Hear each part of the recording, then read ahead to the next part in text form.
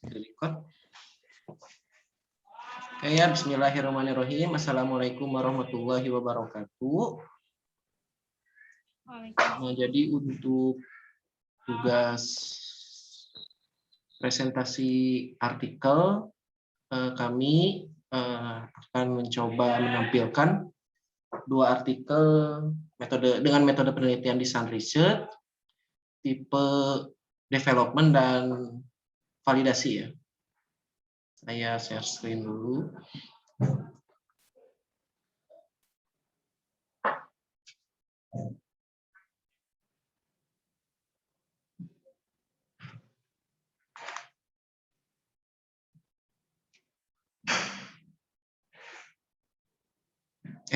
Pencet.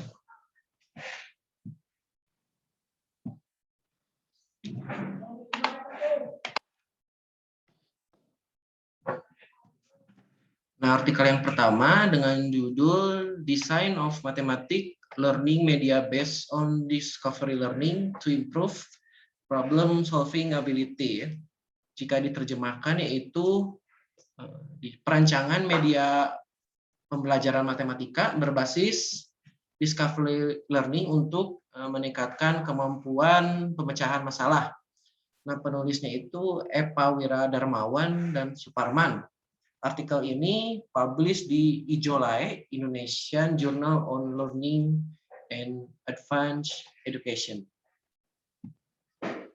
Nah, artikel ini dilatar belakangi oleh pentingnya kemampuan pemecahan masalah.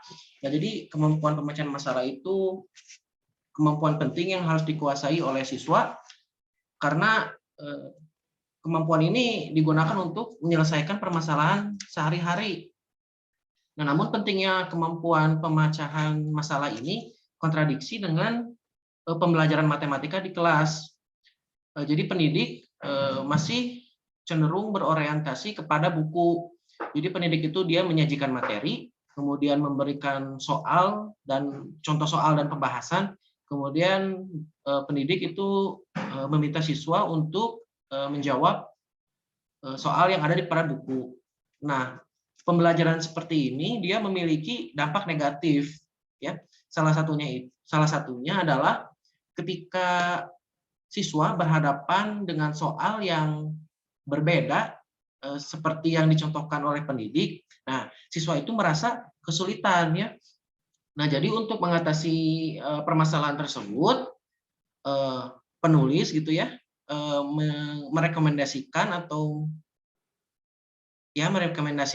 salah satu pendekatan yaitu discovery learning agar pembelajaran itu siswa itu berperan aktif ya, karena dalam discovery learning itu nanti siswa itu menstimulus ya, kemudian mengolah data, mengumpulkan data, dan terakhir itu menyimpulkan ya. Jadi pembelajaran itu siswanya menjadi aktif ya, kemudian dapat juga menggunakan media pembelajaran ya, apalagi menggunakan media pembelajaran yang berbasis teknologi ya, sehingga siswa itu menjadi lebih aktif ya ketika menggunakan media pembelajaran, terutama media pembelajaran yang berbasis teknologi. Nah, jadi artikel ini mempunyai rumusan masalah. Itu yang pertama, bagaimana menganalisis karakteristik serta didik, kompetensi pendidik, dan analisis kurikulum. Kemudian rumusan masalah yang kedua, bagaimana merancang media pembelajaran berbasis discovery learning yang dapat meningkatkan kemampuan pemecahan masalah.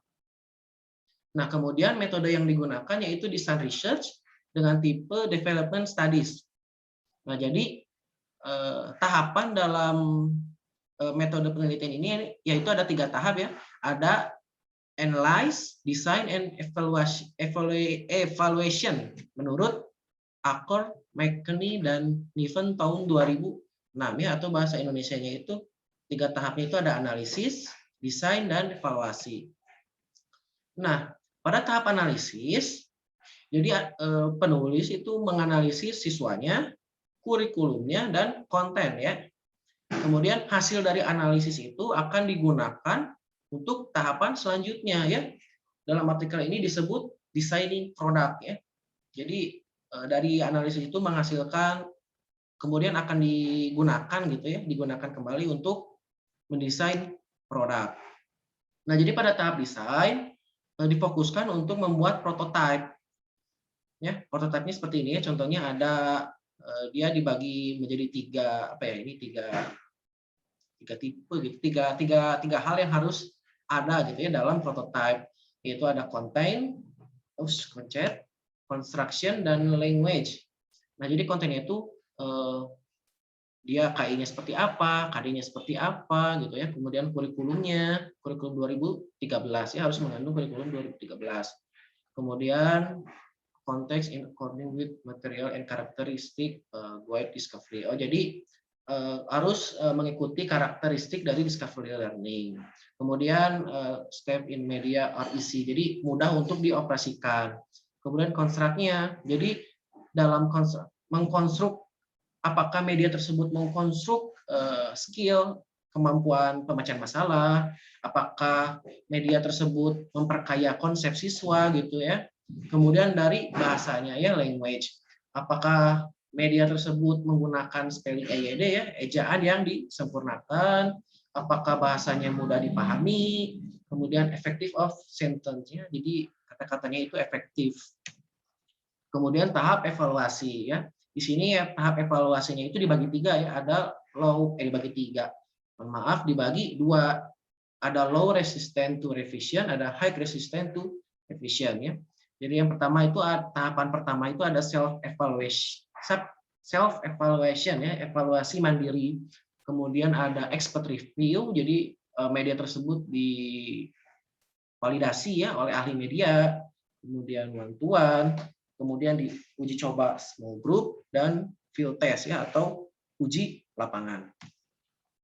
Nah, kemudian ini result and discuss ya, hasil dan pembahasannya dibagi tiga ya, ada analysis stage, design stage, dan evaluation stage.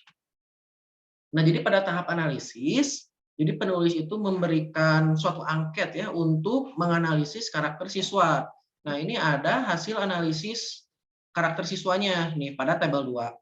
Fun learning process, apakah pembelajarannya menyenangkan, itu 35% ya, berarti kesimpulannya kurang menyenangkan ya.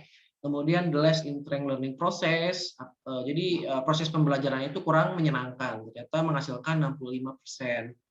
Terus ternyata the use of learning media was rarely used, jadi ternyata pendidiknya itu jarang sekali menggunakan media pembelajaran. Hasilnya itu 85%, berarti pendidik itu jarang sekali menggunakan media pembelajaran. Terus yang terakhir itu learning occur in one direction. Jadi seringnya itu pembelajaran langsung ya. Jadi 85%. Kemudian penulis juga mewawancarai educator kompetensi ya. Jadi pendidiknya juga diwawancarai ya. Kemudian analisis kurikulum ya. Dianalisis kurikulumnya. Kayak pelajaran apa yang sulit gitu ya. Seperti itu salah satu contoh. Nah, kemudian setelah hasil dari analisis tes yang tadi, nah hasilnya itu digunakan pada tahap desain. Jadi hasil analisis, hasil wawancara kepada siswa, kepada guru, kepada kurikulum. Nah, di desain stage ini berupa hasilnya gitu ya setelah dianalisis. Nah, ini salah satu tampilan dari desain penulisnya ya, media pembelajarannya. Nah, ini adalah tampilannya. Nah, kemudian pada tahap evaluasi stage. Nah, di penulis menggunakan evaluasi formatif ya menurut Tesmer tahun 93. Ada self evaluation, expert review, one to one, small group, and field test. Nah, namun penulis hanya hanya mengerjakan sampai self evaluation dan expert review aja. Penulis itu tidak melaksanakan tahapan one to one, small group, dan field test. Nah, jadi penulis itu hanya sampai setelah mendesain media, kemudian self evaluation. Jadi penulis mengevaluasi secara mandiri. Media ini kurangnya seperti apa, kemudian apa saja yang harus diisi. Nah, setelah mendesain media, kemudian media tersebut divalidasi oleh expert review ya, divalidasi oleh ahli media. Nah, berikut ini hasil validasinya. Made by letter and the initial display were too fast. Katanya tuh tampilan layar awalnya itu begitu cepat. Nah, kemudian direvisi gitu ya. Kemudian the voice need adjustment and voice control. Nah, jadi pengaturan suaranya itu dia nggak dikontrol gitu, makanya musiknya itu bisa dikontrol. Maksudnya bagaimana bisa volumenya bisa diperbesar, diperkecil. Ya. Jadi penulis tuh membuat medianya ada volumenya. Jadi sebelumnya itu dia nggak bisa diatur volume besar dan kecilnya. Nah, kemudian hasil revisinya diperbaiki lah. Jadi media tersebut bisa suaranya bisa diperbesar dan diperkecil. Ya. Jadi seperti itu. Ya, ini contoh hasil validasi oleh ahli medianya. Nah, kemudian ini conclusion-nya, kesimpulannya. Nah, jadi penelitian awal ini dia melakukan analisis awal ya, seperti menganalisis karakter siswanya, kemudian kompetensi pendidiknya gitu ya, dan menganalisis kurikulum. Kemudian media pembelajaran ini dia support untuk 2013 kurikulum ya, kurikulum. Jadi media pembelajaran ini dia support atau mendukung pada kurikulum 2013 ya. Kemudian jadi peneliti itu berharap ada pengembangan lebih lanjut ya, karena artikel ini belum sampai pada tahapan ini baru sampai tahapan self evaluation dan expert review ya, belum one to one, small group dan field test. Jadi harapannya ada penelitian pengembangan selanjutnya gitu ya. Nah, mungkin itu yang dapat saya sampaikan. Selanjutnya akan disampaikan oleh teman saya, Bu Ai. Saya persilakan ya. Sebelumnya saya stop share terlebih dahulu. Kemudian akan men-share screen artikel yang tipe validasi studies. Bagaimana Bu Ai, sudah muncul?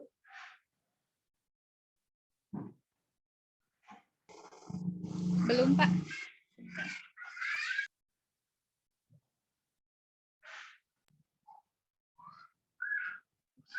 Baik, terima kasih atas kesempatannya. Mohon maaf.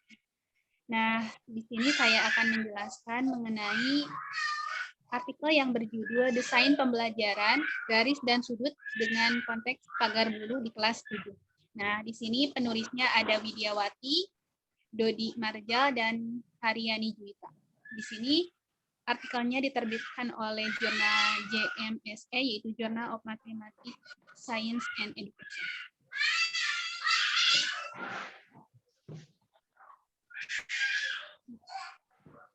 Ya, Pak. Nah, kemudian penelitian ini dilatar belakangi oleh pentingnya materi geometri. Geometri ini lebih tepatnya kepada garis dan sudut. Garis dan sudut merupakan salah satu materi yang diajarkan pada kelas 7 SMP ya. Kemudian garis dan sudut pada geometri sangat penting untuk dipelajari pada matematika. Dikarenakan garis dan sudut mempunyai keterkaitan antara materi yang satu dengan materi yang lainnya. Kemudian apabila satu konsep materi tidak dipahami dengan baik, maka akan mengakibatkan kesalahan atau kesulitan pada materi selanjutnya. Kemudian pendekatan PMRI sebagai solusinya. Kenapa PMRI sebagai solusi? Karena pendekatan PMRI ini merupakan pendekatan pembelajaran yang berhubungan antara materi dengan dunia nyata. Ya, sehingga karakteristik dari PMRI ini bisa membantu siswa dalam memahami materi yang sedang dipelajari. PMRI juga mengacu pada pendapat prudensial yang mengatakan bahwa matematika harus dikaitkan dengan rutinitas dan matematika merupakan aktivitas manusia yang berarti harus relevan dengan situasi sehari-hari.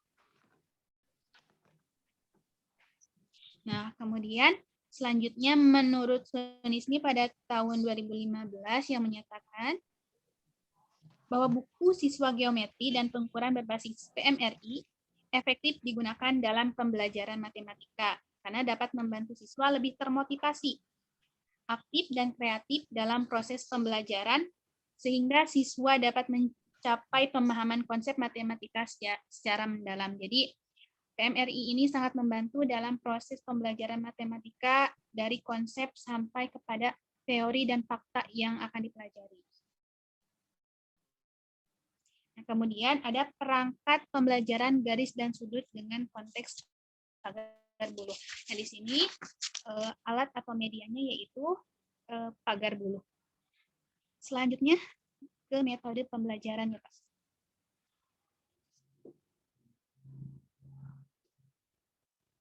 Ya, metode pembelajaran yang digunakan dalam artikel ini adalah ada 3 jenis. Bukan ada 3 jenis, ada 3, yaitu design research tipe validation study. Nah,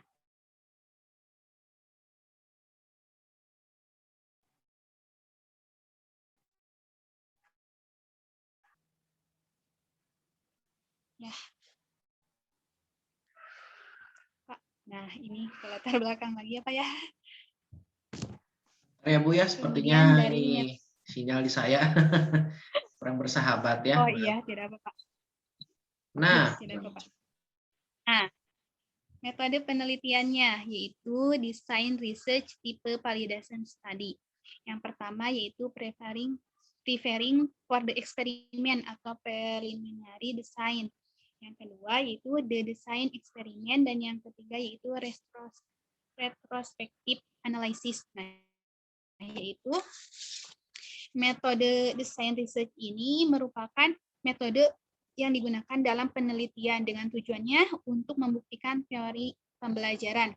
Menurut Given, yaitu tujuan utama dari design research adalah untuk mengembangkan teori-teori bersama dengan bahan ajar, yaitu untuk mengembangkan teori bahan ajar. Nah, di sini juga ada alur dalam penelitiannya, yaitu berupa serangkaian aktivitas siswa. Yang pertama yaitu dugaan-dugaan strategi dan pemikiran siswa dapat berubah dan berkembang selama proses pembelajaran. Nah, di sini juga ada teknik pengumpulan datanya. Mungkin slide selanjutnya, Pak. Ya, di sini. Nah, di sini ada subjek penelitiannya yaitu siswa kelas 7 di MTS Negeri Jambat Balopagaralam. Kemudian teknik pengumpulan datanya berupa rekaman video yang nanti akan diteliti, kemudian lembar aktivitas siswa atau LAS, kemudian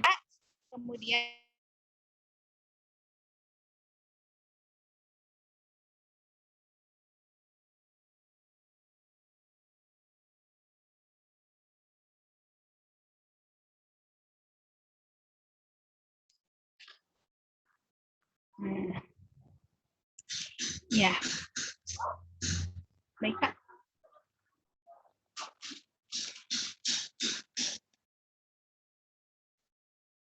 Pak, apakah di rekaman video nanti akan terlihat siapa yang menjelaskan anak tersebut, siapa yang membuat pagar buluh dengan benar, dan di lembar aktivitas siswa di mana proses pembelajaran yang dilakukan oleh siswa, di wawancara nanti guru mewawancara siswa gitu, apakah bisa membuat pagar buluh, apakah lancar gitu ya, apakah dapat membuatnya, kemudian catatan lapangannya seperti apa kesulitan atau hambatannya.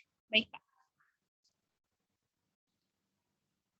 Nah, kemudian kepada hasil dan pembahasan. Nih. Nah, desain lintasan belajar meliputi 3 aktivitas belajar. Ada aktivitasnya yaitu membuat pagar buluh, dan yang kedua yaitu menyelesaikan masalah pada materi garis, dan yang ketiga adalah menyelesaikan masalah pada materi sudut. Ya, nanti akan dijelaskan mengenai tiga aktivitas tersebut. Nah, yang pertama, aktivitas pertama yaitu membuat pagar buluh atau pagar bambu. Nih, di sini terlihat ada siswa yang membuat pagar bambu. Kemudian terjadi wawancara antara seorang guru dengan murid ya. Wawancara tersebut prosesnya yaitu terlihat bahwa siswa masih bingung untuk membuat pagar bulu, bingung untuk membuatnya seperti apa membuatnya gitu ya. Kemudian di sana ada interaksi, kemudian ada tanya jawab, dan setelah guru berkomunikasi dan memberikan gambaran, akhirnya siswa mendapat ide untuk menggambar pagar bulu tersebut. Jadi harus ada interaksi dulu dan harus ada dari gurunya seperti apa membuatnya gitu ya, baru siswa itu paham. Kemudian siswa membuat pagar bulu dengan kreasinya masing-masing. Ini dibebaskan, ada yang bersilangan, berhimpit, ada yang sejajar gitu. Itu terserah dengan kreasi dan kreatif siswanya masing-masing. Kemudian dari percakapan terlihat bahwa siswa mengerti tentang kedudukan garis-garis berdasarkan pagar bulu yang telah mereka buat. Jadi setelah mereka membuat, akhirnya siswa memahami dan mengerti kedudukan garis dari pagar bulu tersebut. Nah, sekarang kepada aktivitas kedua, yaitu menyelesaikan masalah pada materi garis. Di sini, siswa melukis pagar bulu, memahami masalah kontekstual dan menyelesaikan masalah kontekstual dengan harapan supaya siswa memahami tentang garis yang berhubungan dengan dunia nyata. Jadi di sini ada masalah kontekstual dan siswa harus menyelesaikannya gitu ya, dan memahami garis yang berhubungan dengan dunia nyata. Kemudian yang kedua, berdasarkan hasil wawancara dan lembar aktivitas siswa memahami materi garis dan sudut dari pagar bulu yang telah mereka gambar. Jadi terjadi percakapan antara guru dan siswa sehingga mengakibatkan siswa akhirnya memahami gitu ya kedudukan sudut dan garis tersebut. Ya, kemudian ke aktivitas ketiga ya, mohon maaf, itu menyelesaikan masalah pada materi sudut. Nih, di sini kan tadi ada itu pagar buluh yang sejajar saja, namun di sana ada perintah dari gurunya supaya membuat garis yang berbeda gitu ya dari sebelum-sebelumnya. Kemudian dicari konsep dari jenis-jenis sudut yang telah mereka pahami sebelumnya. Walaupun demikian ditemukan adanya penulisan yang kurang tepat dari jawaban siswa. Di sini di lembar yang kedua terdapat kesalahannya, yaitu penulisan sudut 50 derajat sama dengan 180 derajat di sana siswa menuliskannya. Namun di sana tidak mengurangi pemahaman siswa mengenai konsep sudut tersebut. Kemudian ada yang salah juga dalam perhitungannya di lembar kedua bagian bawah, dan kemudian di lembar ketiga siswa tidak menjawabnya karena siswa kurang memahami pertanyaan yang telah guru buat gitu ya, sehingga jawaban tersebut kosong. Dan tapi itu tidak mengurangi pemahaman mereka terhadap konsep sudut tersebut. Ya baik Pak. Kemudian kesimpulannya yaitu serangkaian aktivitas yang telah didesain menghasilkan lintasan-lintasan belajar siswa melalui 3 aktivitas, yaitu membuat pagar bulu, menyelesaikan masalah pada materi garis, dan menyelesaikan masalah pada materi sudut. Serangkaian aktivitas tersebut dapat membantu siswa dalam memahami materi garis dan sudut. Siswa diajak untuk mengeksplorasi kemampuan yang mereka miliki dan terlibat secara langsung dalam memahami konsep garis dan sudut. Kemudian siswa dituntut untuk bekerja sama juga ya dalam proses tersebut dan mampu mengkomunikasikan gagasan atau ide yang dimiliki sehingga mereka dapat berbagi dan bertukar informasi. Terima kasih, Pak. Sekian dari saya, Pak. Dikembalikan lagi. Sekian yang dapat kelompok kami sampaikan. Mohon maaf apabila ada salah kata, Bapak dosen, Pak Dr. Wahyu. Kami cukupkan. Terima kasih atas perhatiannya. Wassalamualaikum warahmatullahi wabarakatuh.